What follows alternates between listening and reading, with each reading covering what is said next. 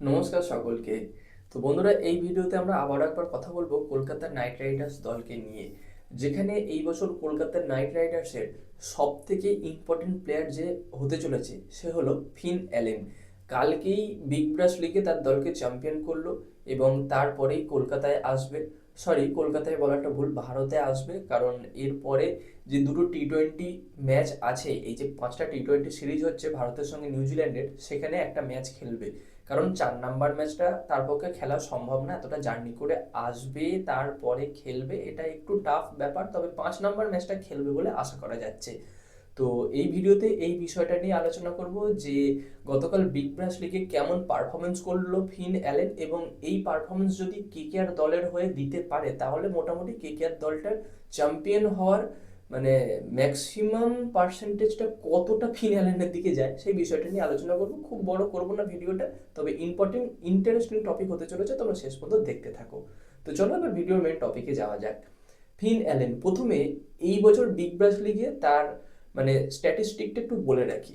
Total match খেলেছে 11টা, সেখানে run করেছে 466 রান, আর টোটাল ছয় মেরেছে 38টা। আমি ফিন অ্যালেনকে নিয়ে আগেও যতগুলো ভিডিওতে আলোচনা করেছি সেখানে বলেছি যে ফিন অ্যালেন 4-এর থেকে 6 বেশি মারে, এটা আবার প্রমাণ হলো। 11টা ম্যাচে 38টা ছয়, মানে মোটামুটি 3.5খানা করে ছয় মেরেছে প্রত্যেকটা ম্যাচে হিসাব করে দেখতে গেলে। তো কথা হলো, হায়েস্ট রান তো এই বছর করেছেই, আবার হায়েস্ট ছয়ও মেরেছে। আর একটা মজার জিনিস কি, সেকেন্ড হায়েস্ট রান স্কোরার ছিল ডেভিড ওয়ার্নার। সেখানে ডেভিড ওয়ার্নার রান করেছে 433, আর ডেভিড ওয়ার্নার সেকেন্ড হায়েস্ট ছয় মেরেছে, সে ছয় মেরেছে 20টা। মানে কোথায় 38টা, কোথায় 20টা, মানে প্রায় হাফ হাফ তফাৎ।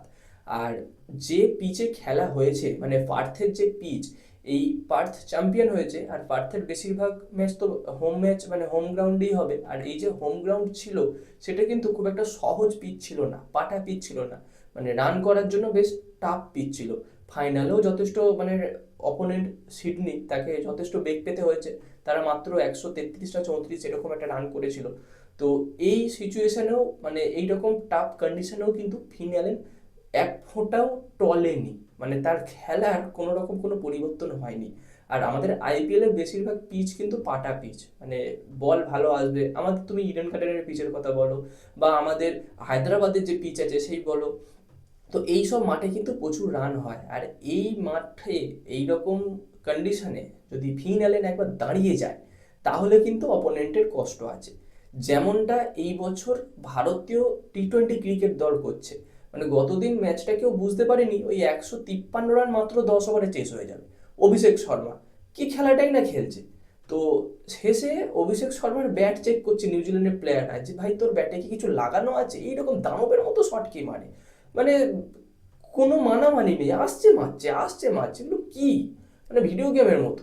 তো এই রকম কিন্তু খেলবে ফিন অ্যালেন, যেটা কলকাতার পক্ষে, কলকাতার নাইট রাইডার্সের যারা ফ্যান আছে তাদের পক্ষে খুব একটা পজিটিভ নিউজ। মানে অনেকদিন পর একটা ভালো ওপেনিং জুটি দেখতে পাবে কেকেআর সমর্থকরা, এটা বলাই যেতে পারে। তো এবার দেখা যাক সামনে যে ম্যাচটা আছে, মানে এখনো দুটো ম্যাচ আছে, তার মধ্যে হয়তো একটা ম্যাচ খেলবে, তারপরে টি-20 বিশ্বকাপ আছে, তারপরেই আইপিএল, আর খুব বেশি দিন দেরি নেই। কেমন খেলে ফিন অ্যালেন এসে, তারপর কেকেআরের হয়ে কেমন পারফরমেন্স করে।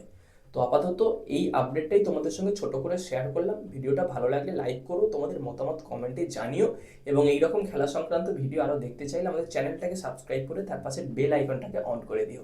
তো গাইস, দেখা হচ্ছে পরবর্তী ভিডিওতে। Bye bye.